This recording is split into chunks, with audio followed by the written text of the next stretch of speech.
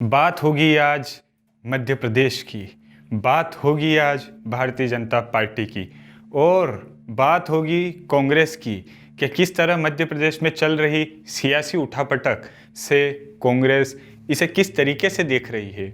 और बात होगी आज कि किसने भारतीय जनता पार्टी के राष्ट्रीय अध्यक्ष जेपी नड्डा को पत्र लिखकर गुजरात मॉडल लागू करने की बात कही। नमस्कार, मैं हूं आपके साथ नीरज पंचोली। आप देखना शुरू कर चुके हैं नज़र टुडे। मध्य प्रदेश भारतीय जनता पार्टी का एक तरह से गढ़ रहा है और कहीं न कहीं उस गढ़ को बचाने का और उसको विस्तार करने का काम शिवराज सिंह चौहान ने बखूबी तरीके से किया है। लेकिन अगर हम बात करें तो 2018 में शिवराज सिंह चौहान के नेतृत्व में ही भारतीय जनता पार्टी विधानसभा का चुनाव लड़ी थी, पर कहीं न कहीं उसको निराशा हाथ लगी थी। पर समय बदलते देर नहीं लगता। उसी तरह लगभग 15 महीने की सरकार के बाद कमलनाथ ने इस्तीफा दे दिया और वहीं कांग्रेस के दिग्गज नेता कहे जाने वाले ज्योतिरादित्य सिंधिया ने अपना बोरिया बिस्तर कांग्रेस से बांधकर भारतीय जनता पार्टी में शामिल हो गए थे।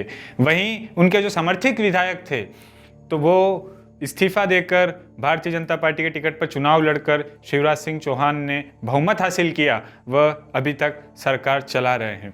लेकिन मध्य प्रदेश के लोकल मीडिया की माने तो कहीं ना कहीं जब भी दिल्ली स्तर के नेताओं का मध्य प्रदेश में दौरा हुआ तो शिवराज सिंह चौहान काफ़ी असहज दिखे। इसका ताज़ा उदाहरण हम आपको बताते हैं।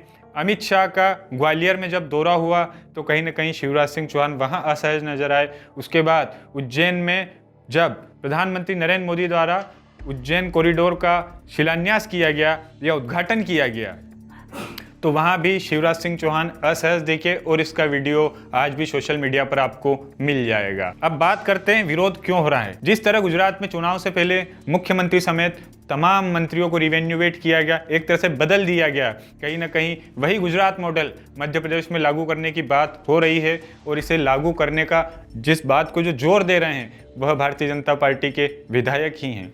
अब कौन है यह हम आपको बताते हैं। भारतीय जनता पार्टी के मैयर से विधायक नारायण त्रिपाठी ने जेपी नड्डा, बीजेपी के राष्ट्रीय अध्यक्ष जेपी नड्डा को पत्र लिखकर गुजरात मॉडल मध्य प्रदेश में लागू करने की मांग की है। और इससे सबसे ज़्यादा खतरा सिंधिया समर्थित मंत्री और मध्य प्रदेश के मामा कहे जाने वाले शिवराज सिंह चौहान के ऊपर तलवार लटकती हुई नजर आ रही है। अगर बात करें तो भारतीय जनता पार्टी के विजय रथ को शिवराज सिंह चौहान ने ही एक तरह से आगे बढ़ाने का काम किया है। लेकिन अब आला कमान खुद ये चाहता है कि मध्य प्रदेश में किसी नए मुख्यमंत्री की ताजपोशी हो। हम आपको ये बताते चलते हैं कि ज्योतिरादित्य सिंधिया जब भारतीय जनता पार्टी में शामिल हुए थे तो कहीं ना कहीं नरेंद्र सिंह तोमर का मुख्यमंत्री पद पर जो दावा था वो मजबूत था, परंतु उपचुनाव जीतने को लेकर और जिस तरीके से भारतीय जनता पार्टी की कार्यशैली है, मुख्यमंत्री शिवराज सिंह चौहान की जो कार्यशैली है, कहीं ना कहीं जनता उससे प्रभावित थी। तो सिंधिया जी के भारतीय जनता पार्टी में आने के बाद सरकार एक तरह से बहुमत में आई तो कहीं ना कहीं बहुमत जो विधायक दल के जो नेता थे, बहुमत आने के बाद वो शिवराज सिंह चौहान ही बने जो अभी तक कंटिन्यू है। लेकिन जिस तरीके से मैयर के विधायक नारायण त्रिपाठी ने जेपी नड्डा को पत्र लिखकर गुजरात मॉडल लागू करने की बात कही है तो मुख्यमंत्री समेत तमाम मंत्रियों के ऊपर तलवार लटक सी गई है।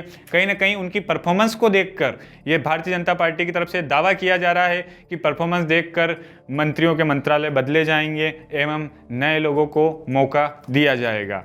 पर कहीं अगर एक हम बात ये कहें तो शिवराज सिंह चौहान को पहले राष्ट्रीय कार्यकारिणी से अलग करने की बात हो या 2014 में नरेंद्र मोदी के प्रधानमंत्री बनने के बाद जिस तरीके से प्रधानमंत्री ने एक ऑफर दिया था शिवराज सिंह चौहान को, आप आइए कृषि मंत्रालय संभालिए, लेकिन शिवराज सिंह चौहान ने दो टूक जनता के सामने कह दिया था कि मामा मध्य प्रदेश छोड़कर कहीं नहीं जाएंगे।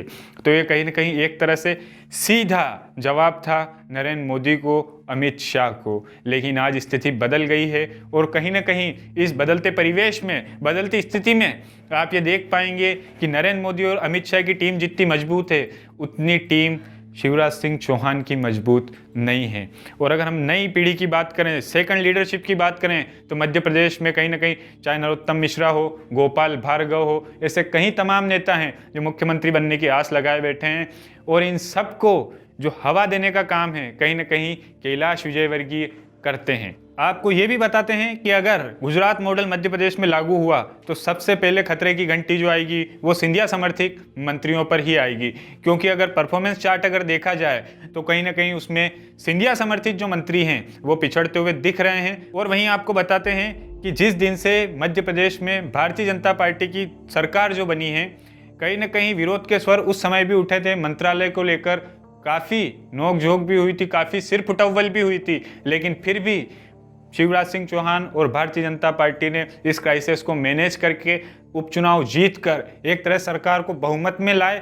और कहीं ना कहीं इस बार भी 2023 का जो विधानसभा चुनाव है, अगर यह कहा जाए कि शिवराज सिंह चौहान के नेतृत्व में लड़ा जाएगा तो इसमें कोई अतिशोक्ति वाली बात नहीं होगी, क्योंकि शिवराज सिंह चौहान पहले भी मुख्यमंत्री रहते हुए भारतीय जनता पार्टी को प्रचंड बहुमत दिलाकर खुद मुख्यमंत्री बने हैं। लेकिन अब स्थितियां बिल्कुल वैसी नहीं हैं, स्थितियां पूरी तरीके से बदल गई हैं, दिल्ली बदल चुकी है और कहीं ना कहीं उस दिल्ली की जो हवा का रुख है वो भोपाल की तरफ आते हुए दिख रहा है।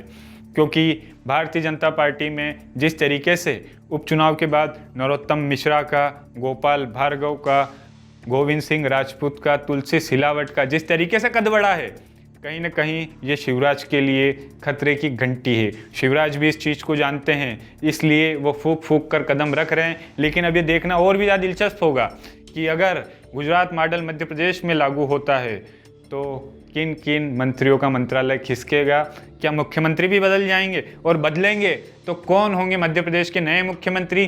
क्या वो नरेंद्र सिंह तोमर होंगे, क्या वो ज्योतिरादित्य सिंधिया होंगे, क्या नरोत्तम मिश्रा होंगे, या फिर कैलाश विजयवर्गीय होंगे? अगर देखा जाए तो ये फेहरिस्त अखबार जितनी लंबी हो सकती है, परंतु हर तरीके से शिवराज सिंह चौहान के बारे में यह भी कहा जाता है कि जब जब शिवराज सिंह चौहान कमज़ोर आंका गया, कमज़ोर माने गए, तब तक एक कदम जब उन्होंने पीछे लिया है तो 4 कदम उछलकर आगे आए हैं। ये बात उनके विरोधी भी जानते हैं, ये बात शायद दिल्ली में बैठे हुए नेता भी जानते होंगे।